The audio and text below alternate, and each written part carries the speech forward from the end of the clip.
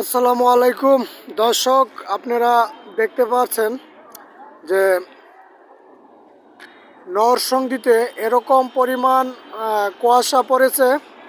ঠান্ডার অগ্রগতি বিশাল আকারে, যা বলার মতো না। আর কি আর বলবো, বুঝতে পারতেছেন কীরকম পরিমাণ ঠান্ডা। দেখেন, এটা ৫ নম্বর নরসিংদী ৫ নম্বরে দেখেন গাড়িগুলা চলছে। আর বিশেষ করে দোকানপাট, রাস্তার সাইড দিয়ে যেসব দোকানপাট ফুটপাতে ছিল এগুলা নেই, মানুষও খুব কম, আর ঠান্ডার পরিমাণ অনেক বেশি। ৫ নম্বর নরসিংদী।